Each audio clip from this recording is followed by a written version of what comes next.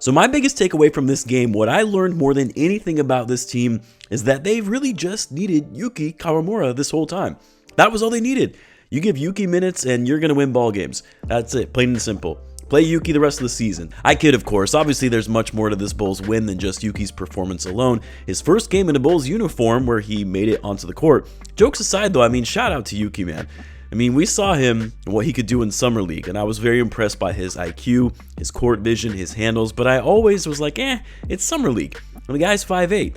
You put him in an actual NBA game, not a preseason game, not garbage time, but meaningful NBA minutes, and I'm sure it's going to be a different story, but nah, man, dude plays hard. He hustles, he knows how to guide the offense, he's calculated with his passing and shot selection, and he's a pest on defense despite his small size. He is going to fight for those 50-50 balls. Now, when they announced the Bulls were going to be without all of these guys, Giddey, Kobe, Vucevic, no Jalen Smith, no Trey Jones, the only Bulls big man, or center I should say, since I know big man is kind of a relative term when it comes to guys who can play the 4 or 5, but their only center being Lachlan Olbrich, and being without their top 3 scorers, and Josh Giddey, Kobe White, Nikola Vucevic, I'm sure most of us expected this was going to be a long night where we would see a lot of 30-point deficit alerts coming from Casey Johnson's Twitter feed. But a small part of me, in the back of my mind, I was also thinking, this would be one of those classic Bulls games where they have no business winning the game, and their bench guys who aren't even in the rotation on most nights, come and ball out. I even tweeted that at the start of the game, that it would be too funny if the Bulls actually won this game. Now, part of me is like, well, was this win more indicative of the Bulls' depth and talent level they have deep off the bench? And was it an indication that a lot of these guys just need to be given opportunities to showcase what they can do and how they can contribute? Or was this also just a really bad game for the Miami Heat? Because the Bulls turned the ball over 23 times, had 5 of their key guys out of the lineup, including their top scorers, and yet they still won the game. How does that happen if you're the Miami Heat? And it's probably a bit of both. Miami did not play well. How did Bam not go off and feast down low when he was the biggest guy on the court and the Bulls had little to no rim protection is beyond me. I honestly expected Bam to go off for 40 tonight, and yet for some reason he took 8 threes and only made 1 of them. The Heat themselves turned the ball over quite a bit. They didn't shoot the ball well. 28% from 3, 43% overall, but nah, man. Give the Bulls some credit too. These young guys really stepped up. Dalen Terry had a great game, probably the best of his career. He played so well that Billy Donovan actually went with him more so than Kevin Huerter, who got the start tonight. And Terry was even in the closing lineup. Not only did Dalen Terry make some nice drives to the basket that weren't his usual spastic drives where he's out of control, but athletic, smooth finishes, and he also was facilitating on offense, finding guys coming off a backdoor cut, keeping his head up for finding trailers in transition. 7 assists for Dalen Terry as well. Julian Phillips, solid minutes tonight. Olbrich, the Bulls' only center, he was solid as well. Didn't play much, but solid when he was out there. Even put the moves on Bam in the post on one play. Javon Carter does what he does best. Comes into the game, just throws up a bunch of threes, good shot or not, he's going to be taking them. Carter's defense was solid in this game. Like, that was one thing I was excited about when the Bulls signed Javon Carter as a free agent, whatever it was, 3 years ago, because he was supposed to bring a sense of point of attack defense that the Bulls needed, and that just has not been the case. But you saw some of that tonight.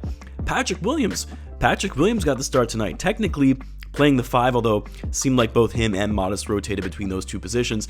Pat was okay. I mean, he was more involved on offense because he had to be. Bulls needed more scoring. Still makes these really weird drives where you have no idea what he's doing and then loses it out of bounds, but 15 points tonight for Pat, 5 for 12 from the floor, 4 rebounds, 2 assists. Not bad. Decent minutes from Patrick Williams. Normally, I would say I would expect much more from Pat when he's been given this kind of opportunity with so many guys being out, but I've really come to have no expectations with Patrick Williams at this point. And then Isaac Okoro, I mean, we all know what he brings defensively, but knowing the Bulls were going to need all the scoring help they could get, he really stepped up and shouldered some of the load with a very efficient 7 for 12 night, 2 for 2 from 3 for 20 points. But man, no one was better than Ayo Dosunmu tonight. I don't know if I could call this Ayo's best game of his career because he's had a lot of great games over the course of his career with the Bulls, but this was definitely up there. I mean, when you're talking about all-around impact and really, truly leading this team to a win, he was their go-to guy. He was the guy they trusted to make the right plays down the stretch. He did not miss a single shot in the second half. Some of those being very difficult shots where he was weaving his way to the basket and would score on heavily contested shots by Bam Adebayo in the paint. He did have quite a few turnovers, 5 in total, but the Bulls had a lot of turnovers across the board. But Ayo showed up when it mattered for the Bulls down the stretch, and he wanted it too. Like, he wanted to be that guy. His confidence was riding high. He wanted the ball. He wanted to take over. A season high for Ayo Dosunmu, 29 points on 11 for 16 shooting, 5 for 6 from deep, 8 rebounds, 9 assists. I keep saying this trade deadline is going to get interesting. You'd have to think the interest level in Ayo from teams around the league is going to keep going up with games like these.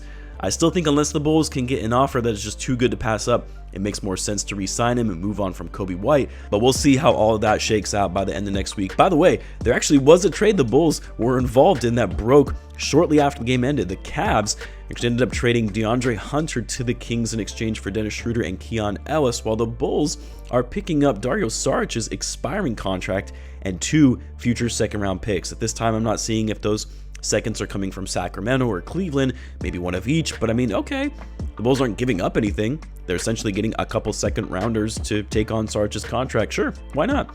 Now, I just realized I didn't mention Miles Bucelis, so what I'll say is this. We were probably all hoping for Modest to have some monster game with all these guys being out. And while he didn't have the best game, especially with those 8 turnovers, he had that bad foul on Andrew Wiggins, the corner 3 for a chance at a 4-point play when the Bulls were already up 3. But what I like seeing was that despite the fact that Modest was shaky on some of his possessions, his confidence, his aggression still didn't waver. And he ended up getting a couple big buckets in the clutch. One of them was a drive to the basket for a finish to give the Bulls the lead. And then, of course, the big 3 to put the Bulls up 5 with less than a minute to go, which really sealed the game at that point.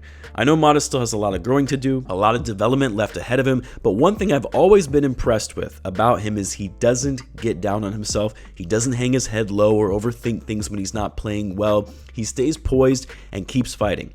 A strong sign of maturity from a young player like him that has the ability to do that and push through challenging situations. He still managed to finish the game with 21 points on 7 for 15 shooting and 3 for 7 from 3 to go along with 8 rebounds and 4 assists. Like, he still had a good game. It's just those 8 turnovers were brutal.